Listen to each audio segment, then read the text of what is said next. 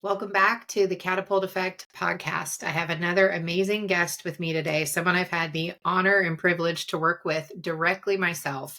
And she is going to be talking about things you never knew about cannabis. So stay tuned. That's coming right up next.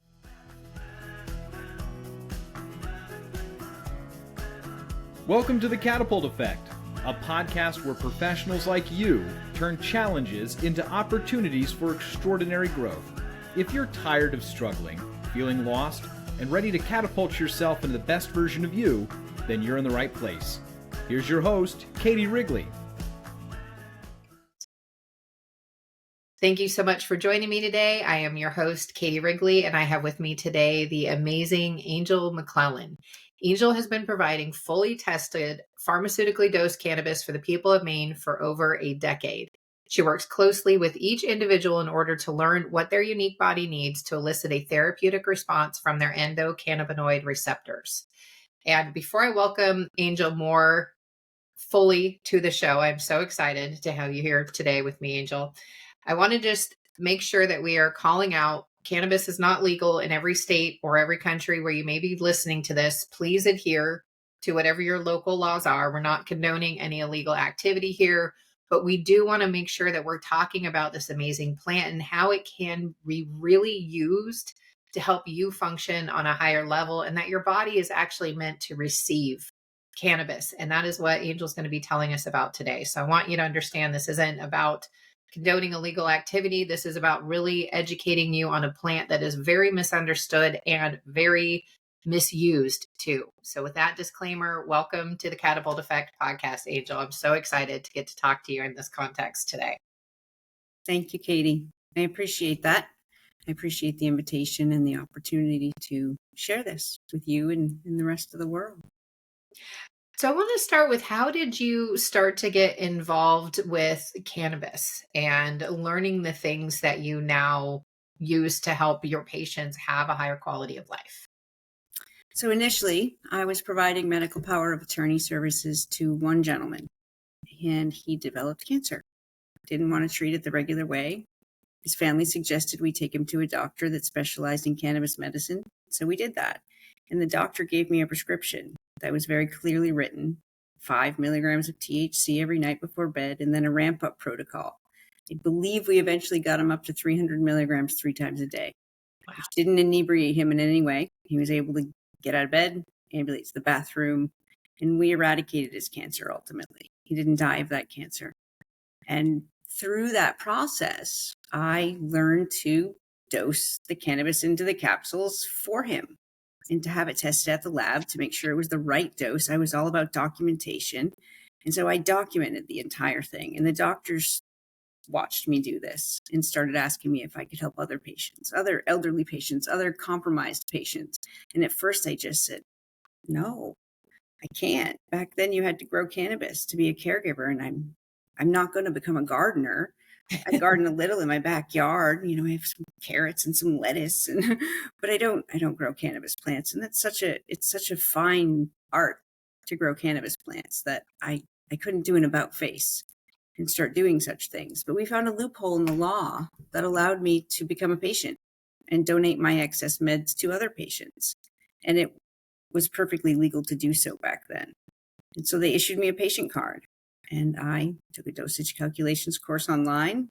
They found me some caregivers that had extract that the lab tested and gave back to me, and it went from there. Now I have a pharmaceutical compounding facility with a pharmacist on staff and a clean room. Amazing. And I'm so happy to hear that it eradicated cancer in your first patient you're working with. That's incredible. I love hearing stories like that. So the body does have an endocannabinoid system, correct? It does. Can you explain what that is and how the cannabis plant can work with that? Sure. So we have these receptors throughout our body. They're in our central nervous system. They're in our brain. They're in our tissue. And they're charged with keeping us in homeostasis. That's their purpose.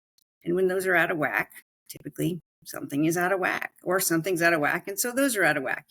Which comes first, the chicken or the egg? I'm not right. I don't know the answer to that. I just know that when I meet people who are in any state of disease or distress, and we elicit a therapeutic response from their receptor, we watch their bodies get better. Nice. So what do you mean by therapeutic response? I don't think you're talking about people sitting there puffing a joint and getting high.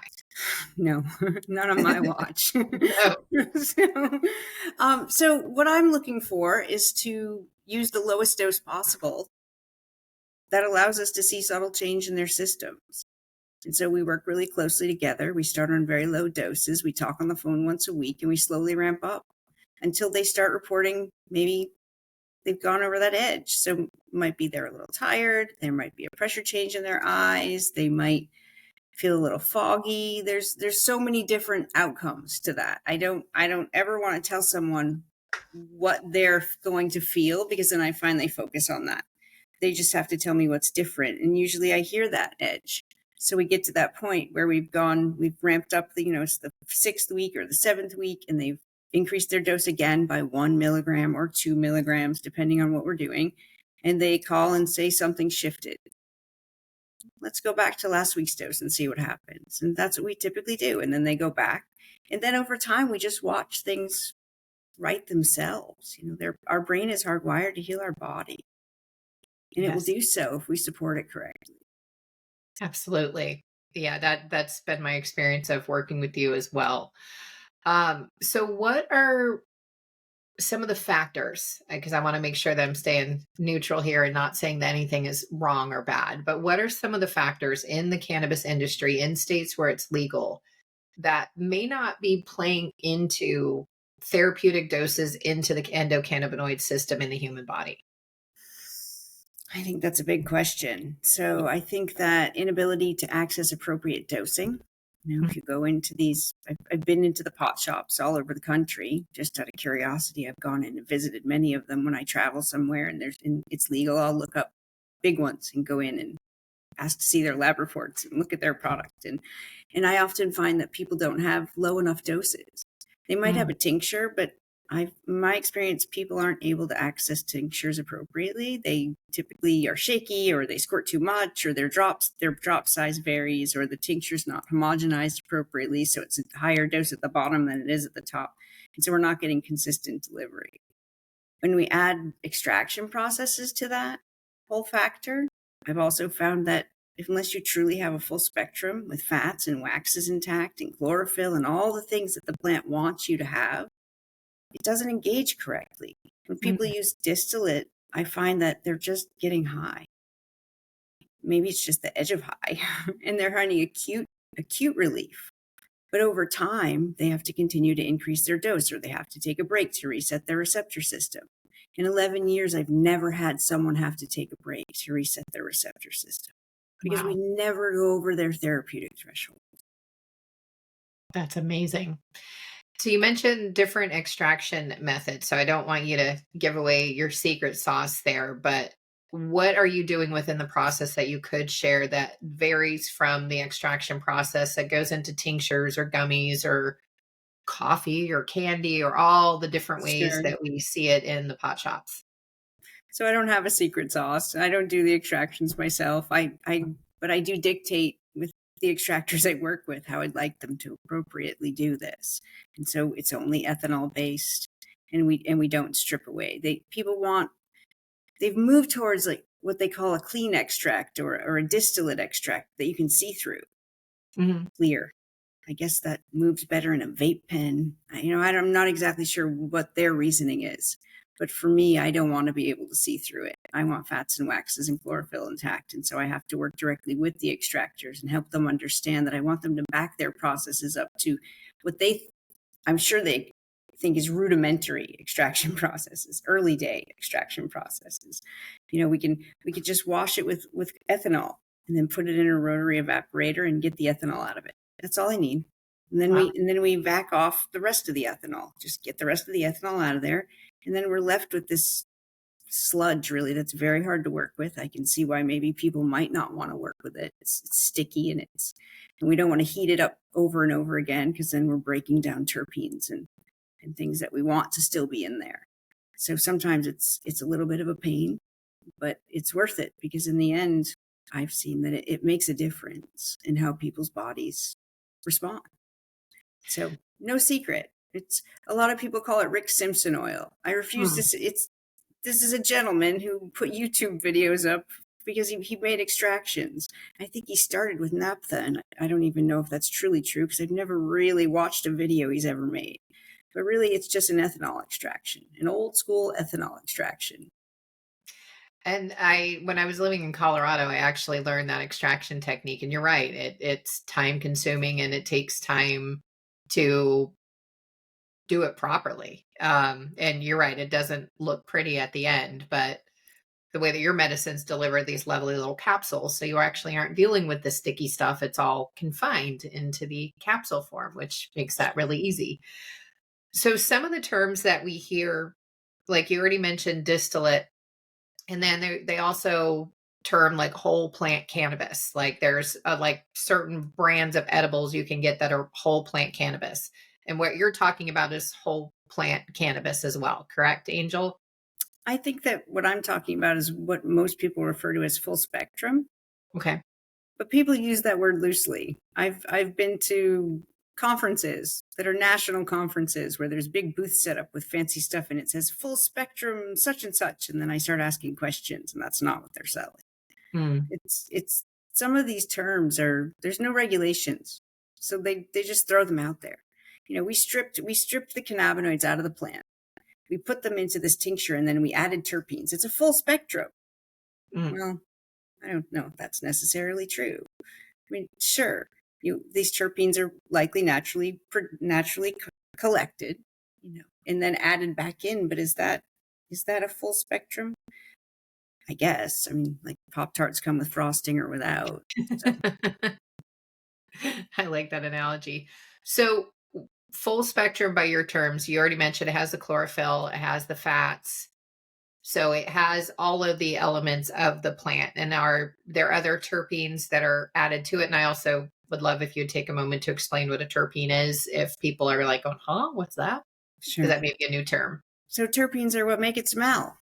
Mm. So oranges have terpenes, pine trees have terpenes, hops have terpenes. All the things you smell have terpenes. All the flowers you smell have terpenes, and cannabis is no different. So every different strain has a different odor, and that's because it has a different terpene profile.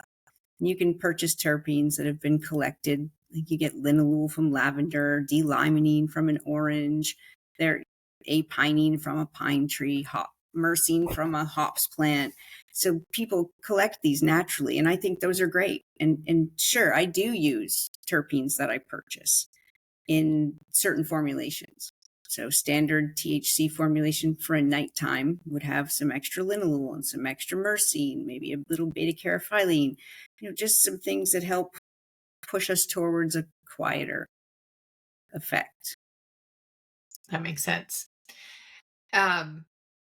There's a lot of different cannabinoids. Like THC obviously is the best known cannabinoid. And then there's also CBD. What other variants are there? Like staying probably a little bit higher level here. What are some of the other variants and how would they impact people? And I want to specifically go down a road here from there, but I want to just hear your explanation for that first. Mm-hmm. So I think that if I remember correctly, there's over 200 cannabinoids that have been identified. So I don't know that I could sing a song and name them all. I haven't actually done that yet, but it sounds like maybe it would be a fun winter project. But in my refrigerator, I have THCA-based formulas and CBD-based formulas and CBDA-based formulas and CBG-based formulas, and then all kinds of configurations of those mixed all together. There's CBN around there out on the market. I have converted THC to CBN back in the early days, but it was a chemical reaction that I realized I'm not a chemist and I should stop doing this before I blow somebody up. It happened once. It was all exciting. It tested out at the lab. Everyone was excited. And I was like, I'm going to stop now because this is not my job. So I like to stay in my lane and do my own job. But CBN is just a breakdown of THC that people find sedating. So they were talking about it and wanting to explore it. And I said, I'll play with that. So we did it. And then that was the end of that. So now I just look for someone who has some oldly stored THC to extract that the THC is already naturally broken down into CBN and Sometimes I can find it and sometimes I can't, and I don't rely on it. But the THCA and the CBDA and the CBG are standard for my formulations. What's the difference between THC, THCA, and same question with CBD? Sure. So the plant naturally produces these acidics. When you have a hemp plant or a cannabis plant, if it's a THC dominant formula, when you test the flower out, it's all THCA. Unless it's been heated, none of it should have converted to THC yet. Same thing with the CBD. All the cannabinoid, if you test it out, the raw flower is going to be the acidic form. And so in the early days, every time I would take a sample to the lab, I would get back a lab report. And at the bottom, it would say something about all the cannabinoids not being converted. And then it would give instructions on how to heat it to convert all of the acidic over to THC or CBD. And I remember asking them, why are these instructions down here? Well, and what I was told was that all the medical journals, all the research that had been done on just THC. So people didn't believe that THCA was beneficial. I said, well, I don't think that's true. I think that THCA is beneficial. And I've found that when we have some in the formulas, people's bodies respond better. And lo and behold, eventually they decided to look into that too and found out that the acidics actually do help people. My theory, not a doctor, not a scientist, just a lady, but my theory is that when our liver converts these things when it goes through our body, and I think that when we have the acidic forms, our body can do with it what it needs to do with it in a different way than when man messes with it and heats it up first. So if I'm understanding correctly, the THC and the CBD are converted from the A forms of each when going through different heating processes. Absolutely. Okay. This is why people smoke pot. Oh. Put a flame to it. Oh, got it. Okay. Yes. And I wish that they would just eat the flower. Just eat the flower. Chew on it. Swallow it. You'd be so much healthier in the end. It's not going to have the same effect, but... Sure, right. You're not going to get high. But your body's going to be able to heal itself. Instead of just acutely treating symptoms over and over and over again. Yeah, I did that for decades, and I'm really liking the way that you have taught me to use cannabis because I haven't been high in months, and I'm sleeping like a baby. And the road that I wanted to go down from the cannabinoids was you found something really interesting. And again, she's not a doctor, I'm not a doctor, so take this as you will, but you found something interesting about CBDA and COVID, and I have directly benefited from your knowledge. Can you explain a little bit about what you found there and how you've been able to help people overcome COVID? Sure. So back during COVID, I started anecdotally noting that none of my clients were dying. I didn't have any clients who died of COVID. And when people got COVID, they didn't have it as badly as other people I was watching around me. And then some science got published that CBDA and CBGA bind to the spike protein and block it from entering the cell. It was super exciting. I love it when the eggheads do these things. So here was the science that corroborated what I was witnessing. And I thought, well, that's really interesting. So I made a formula that's CBDA and CBG and started giving it to people who called who had long COVID and started seeing them feel better. And so it's a standard formula that we have now, and we ship it all over the United States, except for I think there's 3 states we're not allowed to ship it into, but no one's called me from those states, so I guess that doesn't matter. Good. So it's been, I'd say 99% of the people get 100% better. It's a really interesting thing. And the science came out. There's a paper, you can find it. I want to say it was the University of Oregon, but I don't ever absorb the details that don't matter. I only absorb the things I need to know. Right? So I needed to know that CBDA and CBGA bind to the spike protein. Well, there we go. Let's do it. And so I can actually personally attest to, at least in my experience. So we met right when I got my second round of COVID. Mm-hmm. And I did not start feeling better until I started to take the CBDA, CBG. I was still taking things from the pot shops, my regular gummies at night. And I did not start to feel better until I started to take that CBDA, CBG. And I think by the next morning, I took one dose that evening when we met. And then by the next morning, I had an appetite again for the first time in a week. And then fast forward a couple months, been watching my resting pulse, which went right through the roof when I had COVID and had not gone down to the baseline yet. And the interesting thing is like your emotions are going to follow the physiological responses from your body. Like we know this in position, where our eyes are, head position, like all of this can go into your mood. And so I was finding that I was feeling more stressed because my resting heart rate hadn't gone back down to normal. And then meeting with my naturopath again, she's like, "Oh, that may be COVID remnant." Like, well, that makes sense. Started taking another round of CBDA, CBG, and resting pulse is back down to normal, has been normal since I started to take it again, and sleeping incredibly well, which we can go into in a moment too. But just wanted to say my personal experience taking it with COVID and even remnants of COVID months after the fact, it's making big physiological differences that are noticeable on my biometric device within a dose or two of taking it. So thank you for that. Yeah, you're welcome. That's what I've seen. I think the first person that had active COVID was my best friend's mother. Mm. And she was older and unvaccinated and really sick, really sick. Called her daughter and said, "I think I'm going to have to go to the hospital and be put on a ventilator." And I said, "Oh no, hold on a minute." And I drove over there and I gave them 20 milligram CBDA, CBG capsules. And she called 2 hours later crying because she stopped coughing. Amazing. Yeah. Amazing. Wow.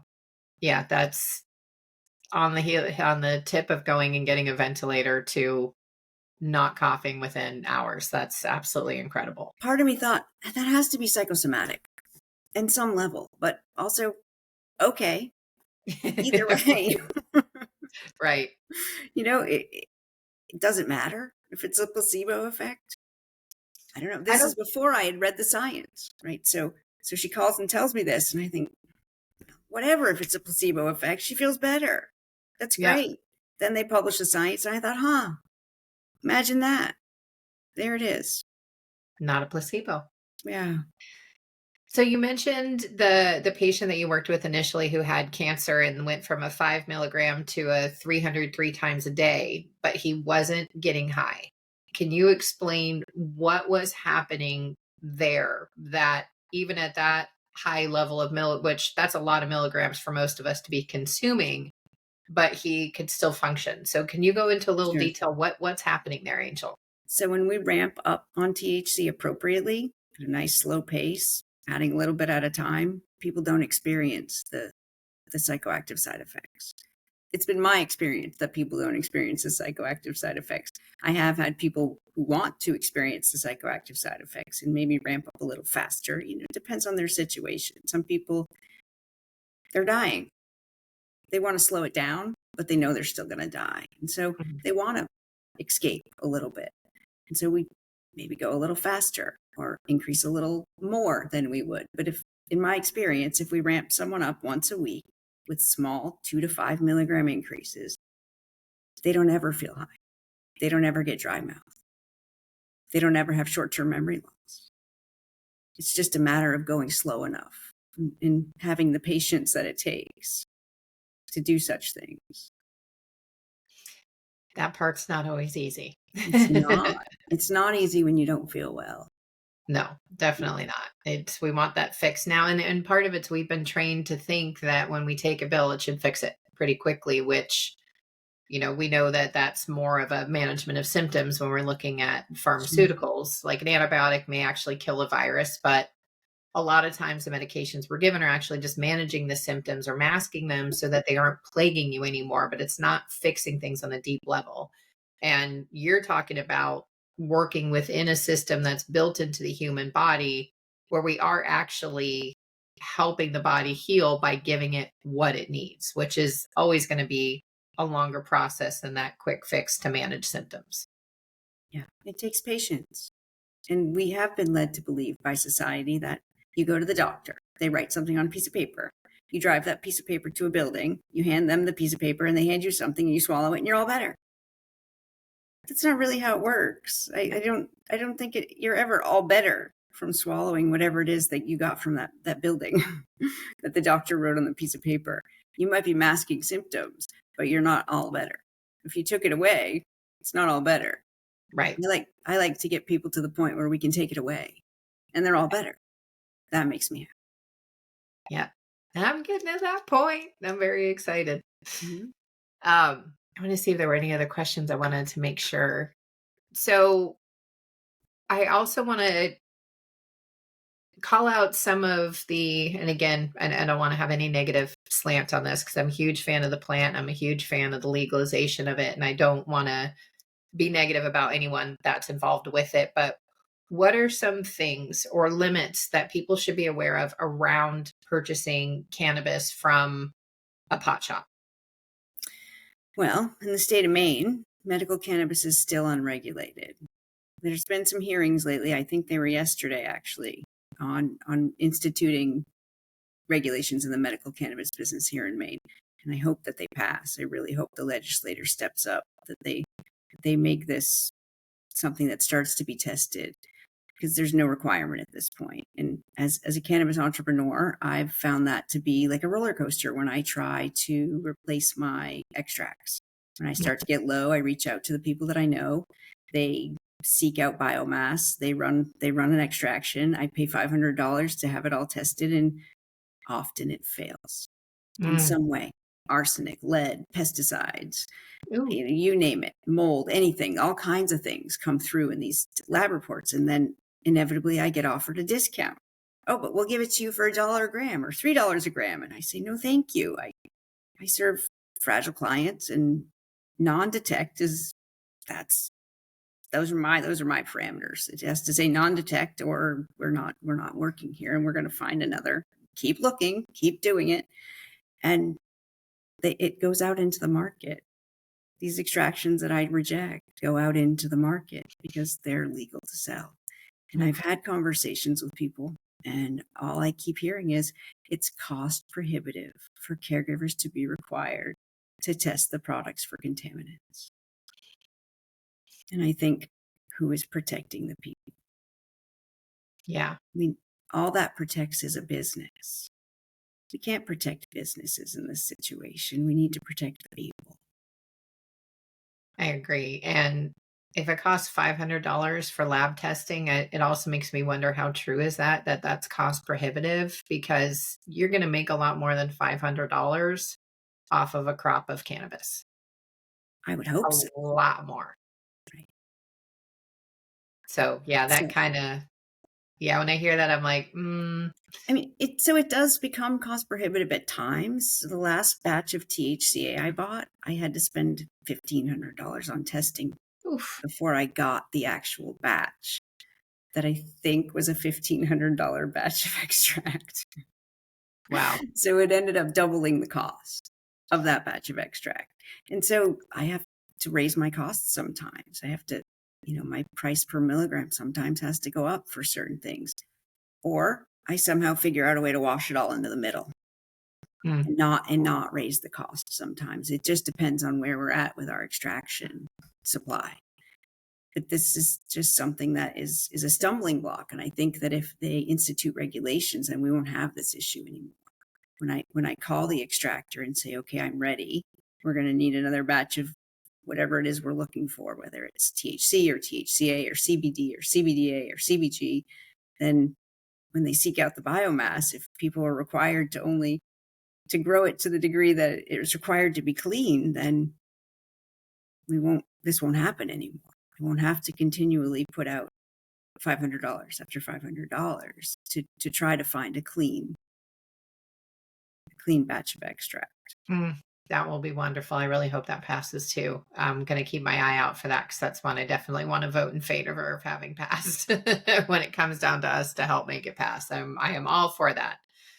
Because you're right. Like people need to run a business, but you don't want to be doing things that's going to be impacting their health in negative ways. And arsenic isn't good for anybody, as far as I know. Same with lead, same with Right. mold, like those are things that are going to go against your health. Big Sure. time. So what happens if a cancer patient is ingesting pesticides? Oh, yeah. Is that cannabis helping their cancer?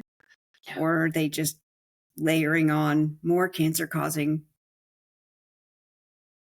pieces of the puzzle? Yeah, it doesn't sit well with me. I agree. And oh, yeah, you're getting my brain thinking all these different ways that I hadn't really considered. And I figured like I knew what we were going to talk about getting in here. I'm like, oh, like it didn't even occur to me until you're like, that's why people smoke a joint. And it's like, oh, you light it up and it turns into THC instead of THCA. Like instead of eating the flower, like that never occurred to me before. Like, but the pesticides in there, like that did occur to me. And I know I've pick things up on a time, like especially like pre-rolls, you can really taste the chemistry because it's all the crap that comes. And I don't smoke it at all anymore. My body stopped tolerating any kind of heat into the lungs like 6-7 months ago, I think it was. It's been quite a while now, but when I was still doing that, like there were some that I'm like, oh, I'm not touching this again. Like all I can taste in here is chemical. Like no, I'm Mm, not I'm not touching this. Like this is not good for me, and this is not worth any high that I may get out of it. Like no. No, hard no. yeah. Well, it's good that your body told you that. Well, I mean, it yelled at me for a long time before I started listening. So we've got a really good relationship now, this mind and body working together. And the more in tune I stay with it, the more peace it gives me. So I really keep that up as much as I Mhm. can because life's just a lot easier to live, I found, when you know how to listen to and talk to your body. Um, so I was wondering if we can kind of use the example of what's been happening with me. So I'd reached out to you initially for sleep and then wound up getting COVID at right on the heels of that. Yeah. And in a very short period of time, Angel's helped me really greatly reduce my dose. I'm actually due to step down again this evening, which I'm really excited about. And I never thought I'd be excited to see if I can sleep without cannabis. But like I said earlier, I haven't been high. So I had ramped up because I used to be at 50 milligrams and I wasn't sleeping. And then I went up to 60 and then I went up to 75. And then I just pretty much just caved and was taking 100 milligrams a night. And I was taking 60 milligrams of melatonin in order to have some sort of dream state. I Yeah. know I cringe when I say it now too. And to have some sort of dream state with that level of cannabis use. And now at the recording of this episode, I have no more melatonin and I'm down to 10 milligrams at night. I'm going to be going down to 8 tomorrow or tonight because I'm tired again and I'm having a hard time getting going in the morning. So, what is happening beneath the surface, Angel, with why I had to ramp up? And I know you've touched on this, but I wanted to use this example because I mean, 100 milligrams and 60 of melatonin to get less sleep quality than I get now on 10 milligrams and no melatonin. And I'm walking off of that dose. Yeah. So initially, you were overloading your receptors. You were starting with a dose that was way too high. And this is the issue when people go into these pot shops, that there's not a low enough dose. Mm. I've found people who can elicit a therapeutic response on 1 total milligram of cannabinoids. 1. And that's it. That's all they need. Whatever seems to have been ailing them is 90% better after they swallow 1 milligram of THC or CBD or a whole, it's not just one thing. There's usually a multitude of cannabinoids in there, though they won't show up on a test because it's a 1 milligram capsule. So, it'll only pick up what's mostly in there at Mm. that low of a dose. So you were just overloading them. And when you overload them, the system downregulates. And so, you don't have as much available in there. And so continually people need to keep increasing their doses to get the same effect that they think they're getting, right? You think it's making you sleep, but really you're just sedating yourself. Mm. And so you keep raising the dose, And we stepped you down pretty quickly. I remember you saying to me, I'm really nervous about this. This is Oh, actually yeah. scaring me that you're telling me to step down as quick as you're saying. But your body didn't want that much. It was clear. No. It was clear that you were taking way too much. Yeah. And because we didn't just abruptly stop it, you didn't crash. Nope. We stepped you down nice and I think I stepped you down pretty aggressively, more aggressively than I would have if you were 80. I would have gone a lot slower if you'd had a lot of complex illness happening. I probably would have got a lot slower, but you're strong, you're healthy. You didn't need to be taking that much for your endocannabinoid receptors to regulate to make your circadian rhythm work. You Right. didn't need that much. If you want to sedate yourself, this is what I say to people who call me for sleep. I can sedate you, but I won't. We're going to let your body do this. We're going to help your body. We're going to remind your body that these receptors can make this happen. And we just do it gently. So we stepped you off pretty quick, but not super quick. We gave your body time to adjust to the idea. Oh, we're going down. Oh, we're going down again. Oh, we're going down again. and then we brought in my product. Started you. I don't remember what the transitional dose was though. We did gummy, and so I was at 100, and then I'd already stepped down to 75, like right before we talked, because I was so tired from COVID. I'm like, this seems like a good place to start to step down. And then we immediately stepped down again to 50, and then 25. And then I think when the gummies got too hard to figure out the dose because they were high dose gummies, and I was like, okay, I can't even figure out what I'm doing anymore. It's like, all right, let's push those to the side. And then I think you started me with 2 milligrams just to have my body start to get used to your medicine. But we ramped that up pretty quickly. But I remember there was one place where I was just taking, I think 6 or 8 milligrams of your medicine. Sleep quality wasn't as great. And you're like, nope, keep going, keep going. And then we ended at 14 milligrams, let my body stay there for a few weeks. And then even though I was starting to get tired again in the morning, we needed to stay there and calibrate, and then started walking off a couple weeks ago. But yeah, I don't remember. I do remember that I threw out the last of the gummies. I think I had one gummy that was left, and then I threw out the flour and the other stuff I had because I didn't know anybody else around here that has a med card that I could, legally gift it to. So I just went to the pot gods in the garbage. That's okay. Yeah. Some of it belongs there anyway. So yeah. And from hearing that, I'm like, I wonder what went with that. But I'm not worried about it. I didn't have all that much left. And it was more important to be following the protocol you were giving me because I was responsive to it. And that really taught me something because I had been working on sleep through cognitive movement for years. And I was getting so irritated that I had been able to get everybody else that I worked with to sleep like a baby except me.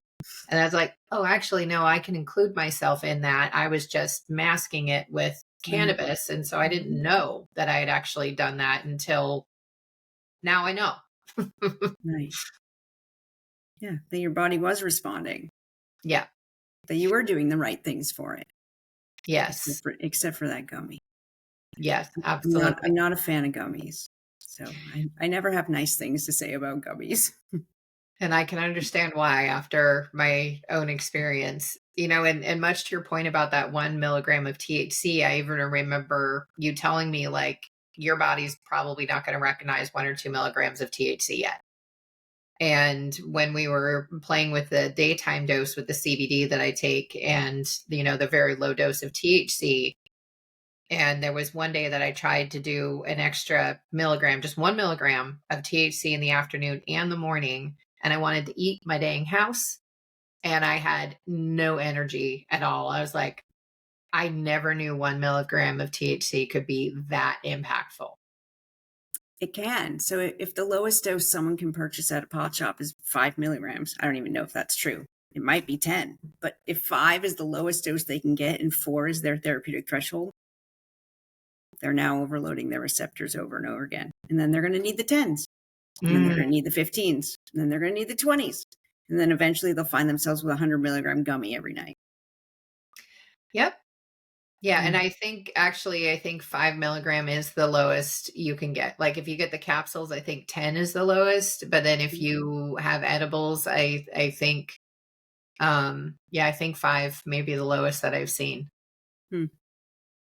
Yeah, so I guess I should research that a little bit more, but I just don't put my time into it anymore.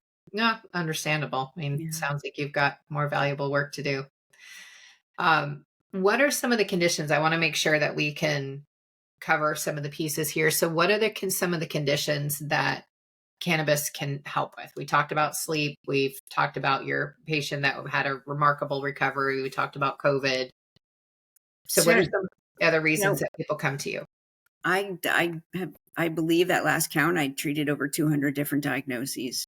I don't know that there's a short answer to that. I Oh, think that if your body is in any state of disease or distress, then it's likely those receptors aren't functioning correctly on some level, and that makes sense. anybody who's in that state can benefit from a low dose protocol that helps them find their unique threshold, that helps those receptors come back online and do their job. Our body can heal itself if we believe in it and we support it correctly and we eat the right foods and we move ourselves and we drink clean water and we breathe. All these things are important parts of the body getting better. That's not to say somebody born cognitively unique is going to become neurotypical. We're not going to heal the body to that degree, but I've watched people who are born cognitively unique do things in their lives that people thought they'd never do. So, Nice. they definitely make gains. They get that neuroplasticity that THC can provide is a beautiful gift. It really can help somebody's brain to grow and make new connections and just be different. Yeah, I love that. And that does keep it simple. If you're in distress or you have some kind of disease, you have an endocannabinoid system in your body that you could utilize for more peace and ease. Yeah, absolutely. If you use it correctly. I mean, Yes. you can acutely alleviate symptoms. You can. People do it. I see people out in the world doing it all the time, and I also can see on their face when they're overloading their receptors. There's clear signs of it. I've wanted to walk up to people in public before and say, "Excuse me, are you ingesting cannabis?" Because I can see it in their face that they're overloading their receptors. But I control myself. So That's funny. Yeah. Yeah. I can it's usually when I'm driving and someone's 10 miles below the speed limit. I'm like, are they high? Because it's, yeah, not the well, then best. you see them bring their vape up to their mouth, and you're like, "Yeah, they are apparently," and they're just driving down the road smoking their vape pen. That Ugh, always boggles my mind. yeah. Yeah. The fact that I'm still alive at age 50 is kind of proof to me that there's a higher power because I've done so much stupid stuff over the Sure. years that like it's really the only explanation I've got is that there's been someone watching out for me like, nope, not your turn yet. Right. Yes, yeah, that's no, you don't want to be high and consuming cannabis. Um, who can work with you and in which ways? I want to make sure that we're really clear with this before we wrap up, Angel. Sure. So anybody with a medical card in a reciprocal state can visit here in the state of Maine and pick up THC from my facility. People come from all over the country, and I have a little list in my office of reciprocal states. I couldn't name them off the top of my head now, but they're there on the side of the printer, taped right up there. People come from they call from all over the world. We can ship CBD to many places. There's certain countries we can't ship it into, and there's a few states we can't ship it to, but for the most part, no one's called from those places yet. So I've also supported people from a distance in navigating it on their own. Mm, If somebody does need THC, we work together, and there's an easy crock pot extraction process. It's a 4-day process that I talk them through, that I have them run through, and it really seems to work for people. We nice. get a full spectrum extraction into some coconut oil. We can't test it. We don't know the dosage, but we started a really low dose and we talk on the phone, and it's the same process. We make sure that we find clean flower. I'll call the place where they're going to buy it from and ask all my questions to make sure it passes my muster. And then we go from there.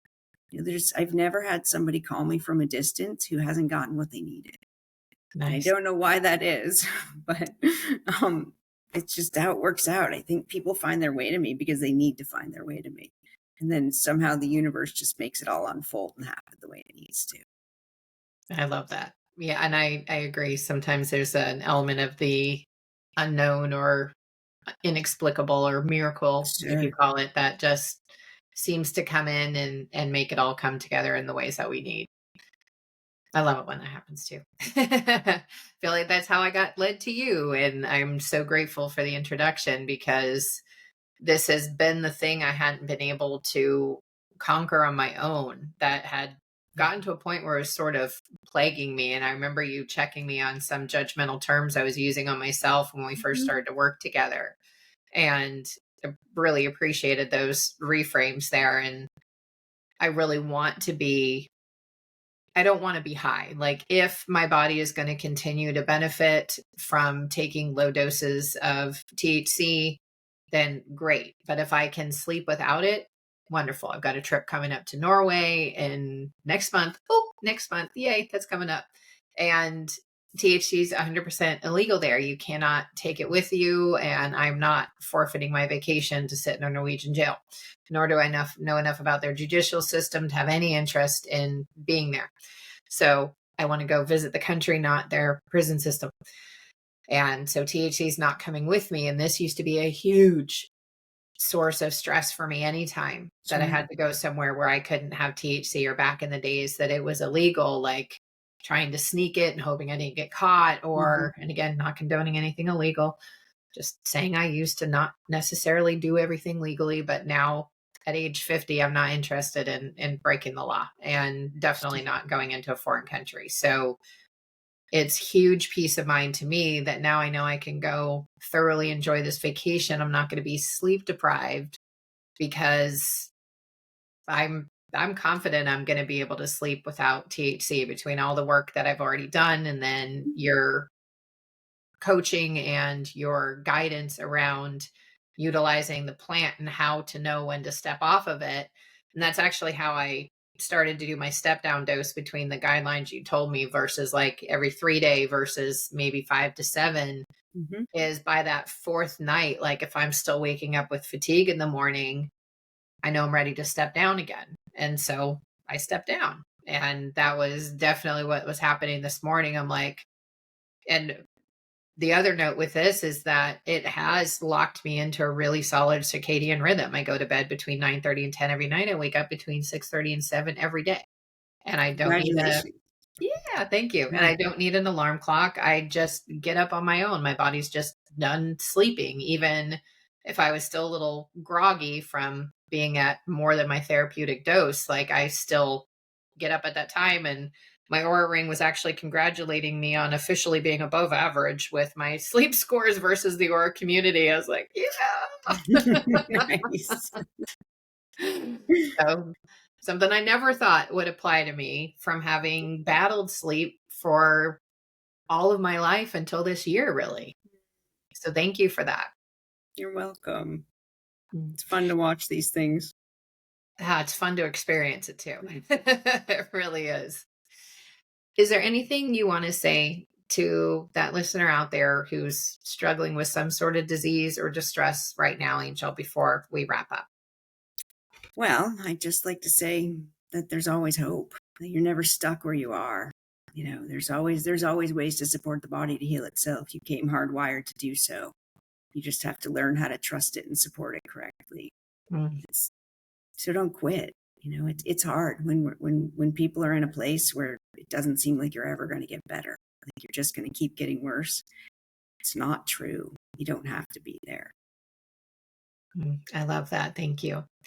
And we'll make sure that you have Angel's website and contact information in the show notes. You can find her at Moby Botanicals, MOBY botanicals.com. Again, we will link that in the show notes so you can reach directly out to Angel, have a conversation with her, and see how she can help you either from a distance if you're in another state with THC and it's too hard for you to get to Maine, or if you're able to come to our beautiful state with a reciprocal card, or you're in the state of Maine itself and you have a medical card. Those are all people that can be helped by Angel's amazing skills around cannabis. Thank you so much for joining me today, Angel.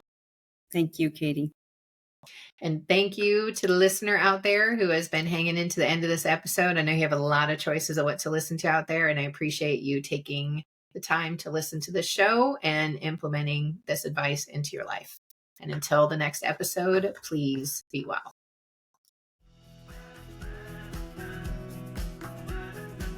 Thank you for joining us today. If you enjoyed this episode, please share it with a friend and leave a 5-star review, which helps grow the podcast and reach others just like you. While you're at it, connect with Katie on social media. You can find her on LinkedIn, TikTok, Facebook, and Instagram as @CoachKTDubs. That's CoachKTDubs. This has been the Catapult Effect with Katie Wrigley. Thanks for listening.